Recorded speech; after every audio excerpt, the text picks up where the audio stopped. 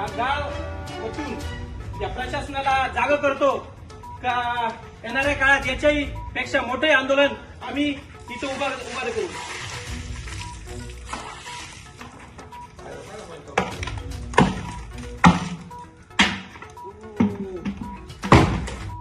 आज राष्ट्रवादी शरदचंद्र पवार पक्षातर्फे दिंडोरी नाशिक रोडच्या सुरू असलेल्या अतिविलंबामुळे स्थानिक जनतेस होणाऱ्या त्रासाबद्दल राष्ट्रवादी शरदचंद्र पक्षाचे युवक तालुकाध्यक्ष मनोज खांदवे यांच्या मार्गदर्शनाखाली आंदोलन करण्यात आलंय.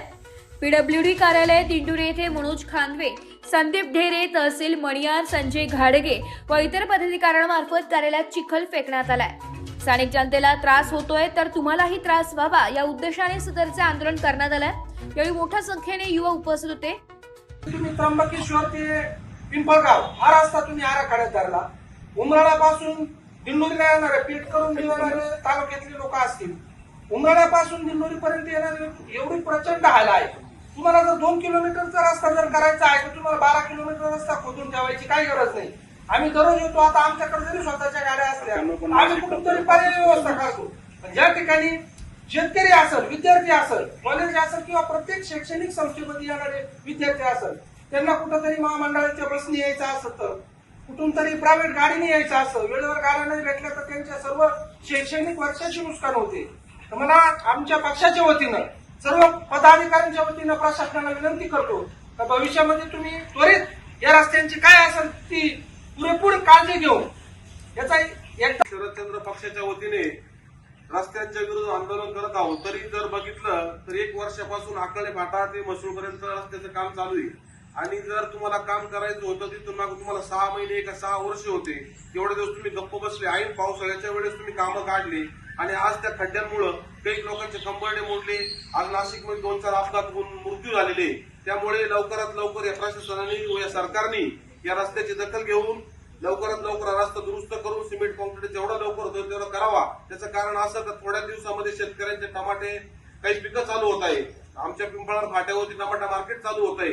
जर अशीच अवस्था असली तर खूप बिकट परिस्थिती शेतकऱ्यांची. आणि दिवाळीपर्यंत हा रस्ता जर नाही झाला तर आम्ही खूप मोठ्या प्रमाणात आंदोलन सोडू.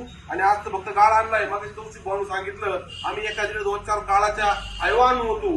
आणि आज इकडे गुण अधिकारी असतील त्यांनी बाहेर यावं किंवा आमच्या या आंदोलनाचं काहीतरी सांगावं. किती दिवस रस्ता होईल का नाही होणार, नसेल होणार तर बंद तरी करून टाका एकदाचा.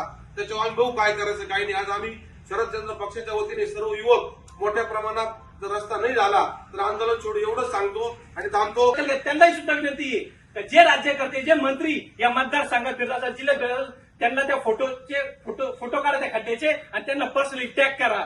एक युवक काय करू शकते दिल्लीच्या जंतर मंतरने दाखवले. आम्ही सर्व युवक आहेत तालुक्याचे.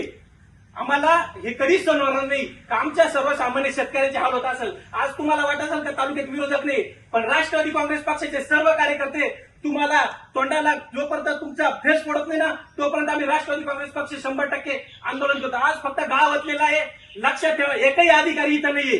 एकही अधिकारी विचारायला नाही का काय करताय काय नाही. आणि शिवाय आज सोमवार आहे.